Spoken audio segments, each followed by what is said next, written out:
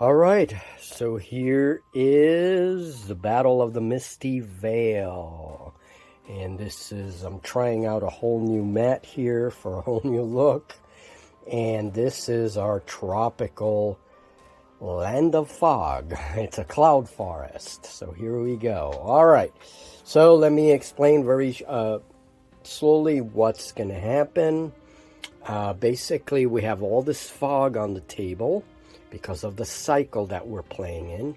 Each of these patches of fog are separated a little bit by these spaces that you see here, and they have a dice on top of them. So what happens is at the end of every turn, once we're finished moving this little central army here, I or Julie will roll a die, and whatever number matches the die on the patches, that's the patch that we remove. So there are 5 rounds, so we have 5 dice. If we roll a 5 or a 6, then that 5 is removed, and it's basically that whole patch there is removed. Now, an interesting thing is we have the rest of our army over here. There are 3 small groups. Actually, it's 2 groups. And then we have a character, we have a magic user here, and then we have some captains. Same thing with Julie. She has some cavalry here, some cavalry companies. We have her frog people. And then we have her magic user that's a passenger on the snake. What happens is we then determine randomly which one of these units will appear on the board if there is a gem underneath the fog. So basically, each of the gems that controls these captains, instead of going on the bag, they went underneath the fog. And they're underneath some of these pieces of fog. Same thing with Julie. And as they're removed, if the gem is revealed, then we roll to see which of our units appear on the tabletop. What that means is that we don't really know how the different sections of our army are going to come to play because, at least in the beginning, because of all the fog, because of the lack of communication. So all we have is the central portion of our army. Julie's structured the same way. So you'll note that the central armies are deployed in such a way that they're in column formation. And that's, again, because of the problematic nature of this environment, because of the fog. But the fog will lift little by little, round by round. Things start to get clearer, and we get more control of our armies, hopefully. There is an artifact here, a gem, which we will be fighting over, and the object will be to inflict the most resolved damage that you can by the end of round 5 to the opponent, and at the same time to take control of the gem. That would be a full victory, which grants you the territory. It grants you 1 influence point. It grants you 100 gold. And if you can't accomplish both, you get a partial victory. So then you do not win the territory, but you get an influence and you get 50 gold. All right. So that's it. So this battle actually has a partial victory with it. So we're going to do the mishap phase. We're going to get these guys ready. They will be influenced by the mishap phase, but not the other units. The other units that appear on the board will not be rolling on mishap because they're already mishapped. All right, Julie, any questions? No, I'm excited. All right. I like the way it looks. I like the way it's set up. I like the whole idea of it. It's great. Okay, yeah, it's definitely something different, and this is a homebrew thing we're doing to fit the narrative of our tropical environment. That's it, all right? All the other rules come into play, and hopefully we will play a more corrected version of Fantastic Battles, all right? So, as I said, Group 1, this is a group in column formation. Captain, Piscatrol, individual unit. Company, group, archers, individual unit, worm, warlord, right there. Julie, warlord, is a passenger on a big dragon. Mage Lord. Mage Lord, I am sorry. Mage Lord, we're starting already. Ancient Bear. Group of Frogs, 2 companies. Group of Infantry, 3 companies. Group of Archers, 2 companies. All right, and we're going to check the lines, and that's it. All right.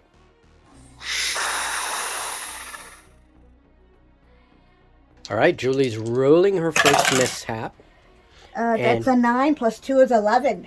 9 plus 2 is 11, so they stay exactly where they are, and this is for that little group of frogmen. Mm-hmm. They have a captain, so that's a +1, and they are reliable, believe it or not. Yeah. So, all right. Next group. Group of archers. 2. Yes. And they'll get a +1 for being reliable, but they don't have a captain. They do not have a captain, so it's correct. Just +1. Just +1. 5, 6.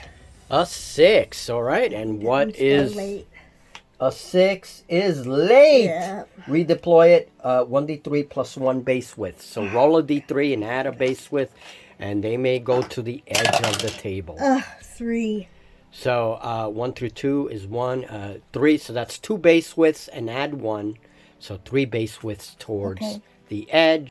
All right, so we're done with the mishap phase. So this is what happened. Julie, your froggies, they're okay, right? They're okay. They were fine. Really good. These guys, your archers. Your archers are late. They're late. Just a bunch of woodland jungle elves with their bows. They're all late. I think they were out partying with my guys. They were. That's what I decided. Yep. All right, and then your infantry is good. Mm-hmm. They just stay where they are. And then Ancient Bear, what happened? He's diseased. He's useless. He better watch his butt this time. Yeah, Ancient Bear has not been very lucky. No, he's not been helpful at all. So instead of 7 resolve, he comes in the board with 6, and that is the mini mishap phase. And now, oh my God, look at me. Well, it looks like I have some impetuous units here. Because my archers are late. They were out partying with Julie's units. My dark elves are late. Great. That they rolled low. My giant river worm is diseased. Oh, no. I lost 1 resolve. It had 5 resolved. It is now down to 4. My warlord's not happy. I got 2 guys here, 2 companies with 4 resolve, and that's because of last time. Mm-hmm. Last battle, at the end of the battle, I lost a couple of resolves. So they're entering this game a little weaker. They're fine though, no mishaps. They're where they're supposed to be. There's their captain. And then our troll, Pisket Troll, is diseased again. Oh, Julie. All right. So it looks like I'm going to have some impetuous units thanks to the mishaps. And this whole board is one big mishap. Right? This whole battle is going to be one big mishap.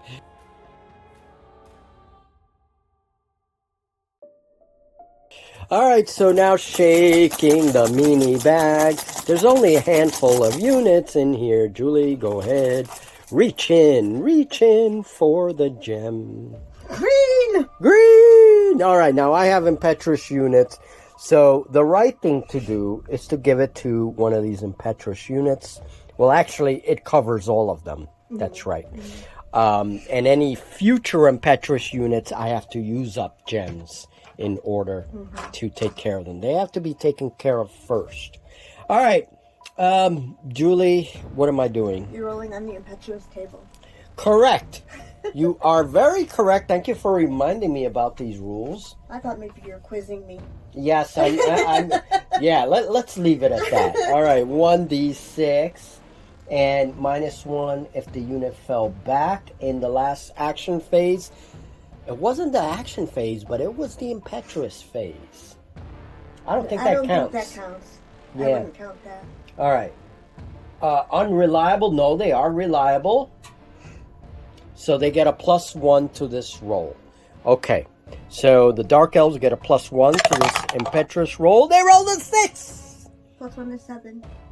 In your name! They can move as if they were in full control. They know their master. All right, enough of that. Shut up, MJ. Okay. 4, 5. Over there! Wheels to face the nearest enemy unit and charges forward. Cool. Now, nearest enemy unit is in that direction. They're still too far, so they're just going to move forward. We're going to move them to... I'm going to angle them slightly. No, they're just going to move straight forward. Here, this is what they were going to do. Right there. Right with the Dark Elves. And there's the impetuous gem in the middle of them. And Julie, I think we go back to the bag. Yeah, my guys were late because they were partying, so... So were mine. They were probably together. Here's mine. It's blue. It's you. Do you have any impetuous units? I do not. You do not. That's right, because that group counts as being under 3 base width. Yes. Okay. And we have to remember, these are groups, not individual companies. Okay, question. Is this rough terrain? No. Okay. Fortunately. We have enough terrain, rough terrain on the table, I think. All right, well, he flies. He does fly. He goes 6, I believe. Yes, he does. Okay.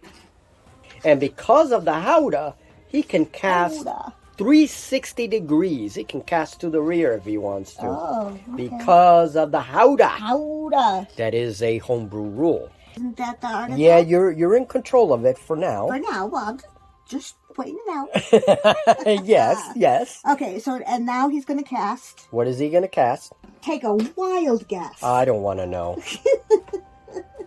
Prophecy. Prophecy. Of course. Prophecy. Very favorite magic spell. And as I you dare all not know. take it away from Julie because 6. she will not be happy. A 6 and a 4. A 6 and a 4. Those are my... All right. Well, that sounds like prophecy that's going to benefit you for the most part.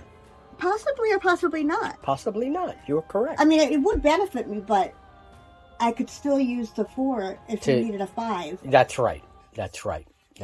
All right. So then he goes right up here. Now he will be. He's not impetuous. Okay. But these two will be. Looks like you have 2 impetuous groups next round. So next round I'm going to have to... Well, no, because they're right now with all of that. So... But that's next time I'll have to. Yeah, they will be impetuous. Oh, they shouldn't be. Yep. Oh, yeah, these would be, not him. No, not him. Yeah, these two are, yeah. Yeah, okay, all right. And that's it, right? You can't do anything else. I can't do anything else. They were the 2 groups that were under your warlords. Well, 3 groups that were under your warlord's command. And they all moved forward, but he moved further than they did. Yeah, that's right. You got to be very careful. All right, I talk like that, but I always forget.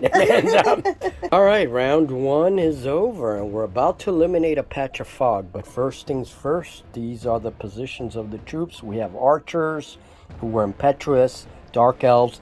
My warlord just moved back a little bit to get them under command. He still has the worm under command. This captain ordered the group forward. They're still in column formation. And we have the troll who's there standing pretty and diseased. So there we go. That's my move. Now, Julie, you moved your mage lord a little bit too far. Mm-hmm. And she left a couple of units impetuous. But her bear is not impetuous, thankfully. Mm-hmm. And then her froggies moved into the fog. That means they cannot be fired upon. They cannot be seen. So there's that. And then we have the archers who are impetuous. All right, let us roll a die. It is the end of the round. Rolling 6. That is way over there, 5 and 6. Oh. So remove that entire patch. Right here? Correct. Yep. All right, and move all that. And there's a gem right there. One of her units is revealed. All right, so let's roll. We're gonna clean up this up in a little bit. Okay, so let's roll on your side. Roll a d3. So we're gonna say 1 through 2, 3 to 4, 5 through 6. So roll a d3. 2. A 2. Your mage and the snake appears with this gem, and this gem now goes in the bag for the next turn. Okay. And that's it. That's all. She gets 1 gem, and luckily that one has a character attached, so it's not impetuous. All right, moving on. And so what's going to happen now is that anytime we roll a 5 or 6, we'll just re-roll, and we'll get one of the other fog banks out of here. And very important, the other thing is we had no shooting phase because there was no range and there was no melee in the past rounds. So I just want to highlight that. All right, but now we do have to take into account shooting. My guys are out of range. No line of sight. Julie, your guys are out of range. No line of sight. We move on from the shooting and straight to check for impetuous units. I don't think I have any. And no, I do not. I do not. So checking for impetuous. Julie does, however. I just want to make sure. And that's within 3 base widths. Okay. So, yeah, we're good on my end. And I have a captain here that's solidifying this unit. All right, Julie, so you do have impetuous units, yeah, those two. Mm-hmm. You're right. I'm sorry. All right, rolling. Picking a gem. Ooh, it's a green gem.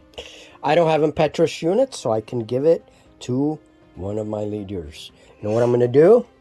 I'm going to take this captain. First and foremost, he's going to, I think he's going to attach himself to that group.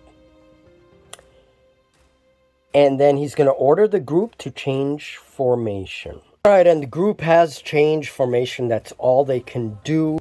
And of course, the group's resolve is pooled. We now know that.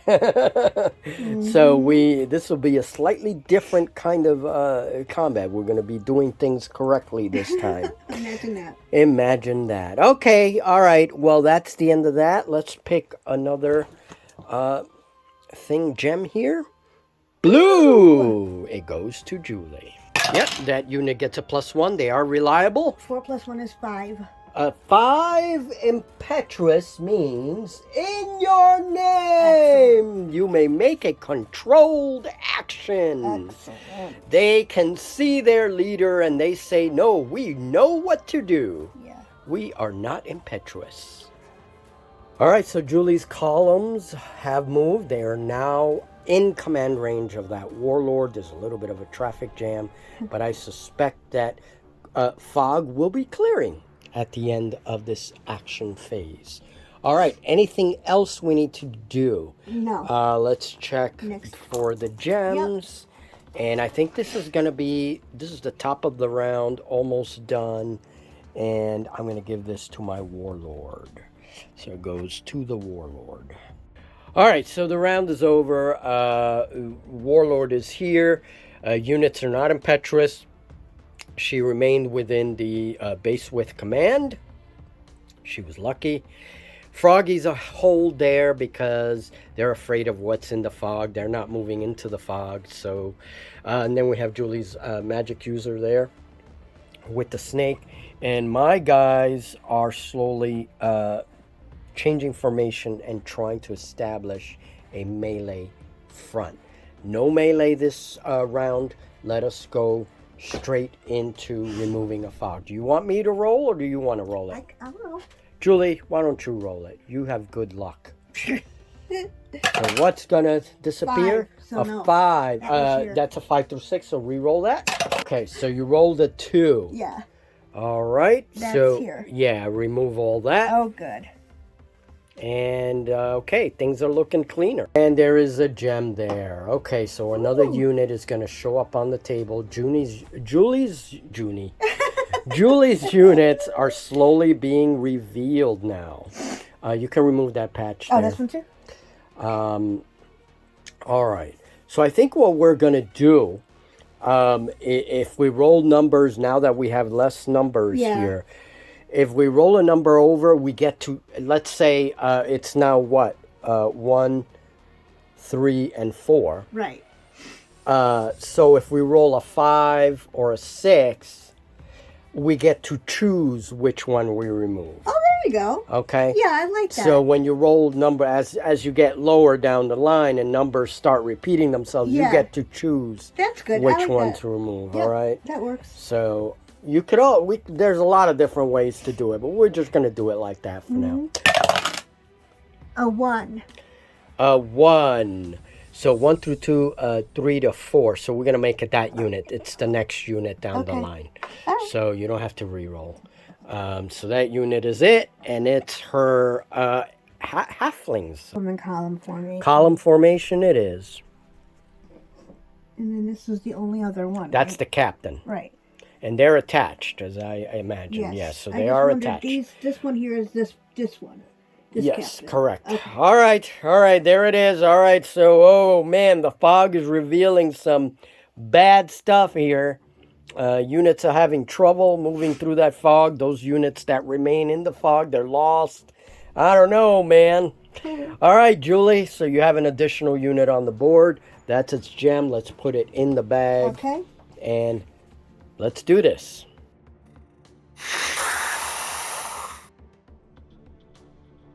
Shooting phase round 3. I definitely have no targets, nothing that I can do. I don't either. Julie, you don't either, right? No. Those guys have spears. You have your archers there. They have javelins, but no range.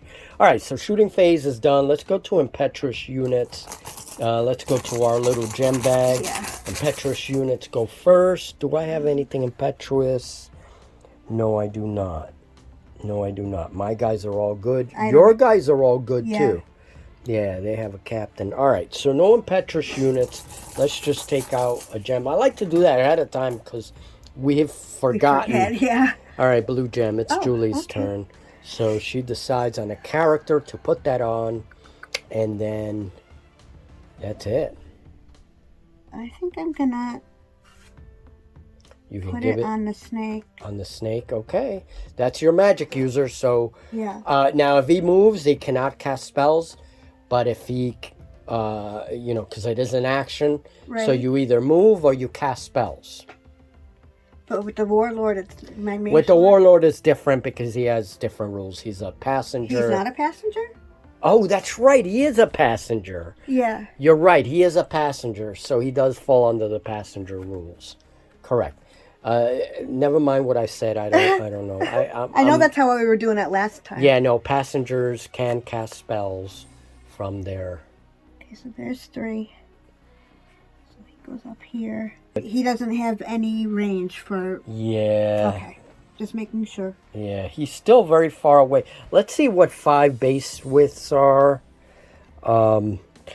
If you were to do the closest unit, which is corner to corner, the corner of the unit, that's 1, 2, 3, 4, 5, 6, 7. Yeah, that's too far away. Okay. It only goes 5 base widths. Unless you have artillery. If you have artillery, then you got 10 base widths. Oh, Then, okay. and that has to be done first before the shooting phase if we have artillery. But we don't. All right, the action phase is done. All right. Now, there is a mess of troops here as the fog has funneled these smaller components, the center of the army, into the middle. All right. So we have these units. So we have a melee phase. Julie has moved her warlord in contact. The boat is in the middle. What we're going to do is this terrain is going to give us -1. It's going to give the whole combat a -1. All right. So that's going to be deducted out of our total melee dice. Right. Because we're fighting over that terrain. Now, the bear has moved here. He is in combat with that unit. We do have to make sure that companies are aligned with each other. That's very important in this game. And that's it. All right, so we have a melee with 2 units. Oh, this is going to be ugly. After the melee phase, we're going to remove another fog bank. All right, so in this combat, here we have the Mage Lord. We have to take into consideration the dragon. He is melee 6. They have 4 melee. They get +1 for the support, +1 for the captain. So that brings them back up to 5. So 6 melee dice, 5 melee dice, and that's pretty much it for this combat. All right, the dragon's defense is a 5. I need 5s. Julie, my defense is 5. You need 5s. Got ya. I roll my 5 dice. Oh, no. I got 3 hits. 3 hits. You do have a prophecy dice I know. there. I only got 2, but I'm changing. Right. So prophecy So I is got done. 3 as well. So you got 3. I got 3. All right. So that comes out of the group value here. And I'm back down to 10. All right. So 10. I get 10 resolve left. Right. And the resolve on your dragon is 7. So I have 4. So you have 4 resolve on that dragon mount.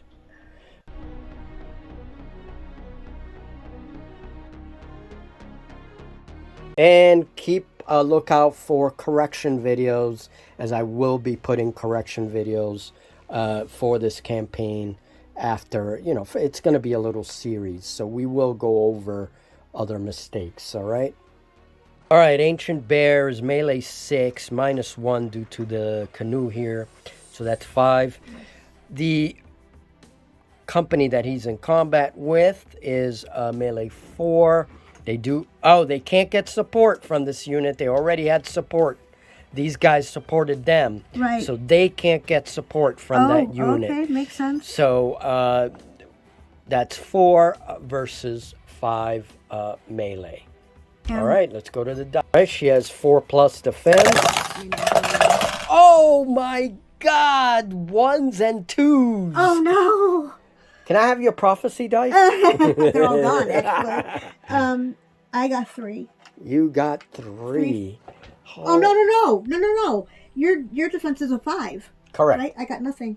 You got nothing. Nothing. Oh, so you rolled 3 dice with 4s. Yep. So, no, 3 dice with 4s. And 2 with 3s. And 2 with 3s. Yep. Oh, man. Thanks. Wow, so that combat pretty much... Because he's useless. Well, now that you keep saying that, he's angry at you. Well, All right, that's the end of the melee phase.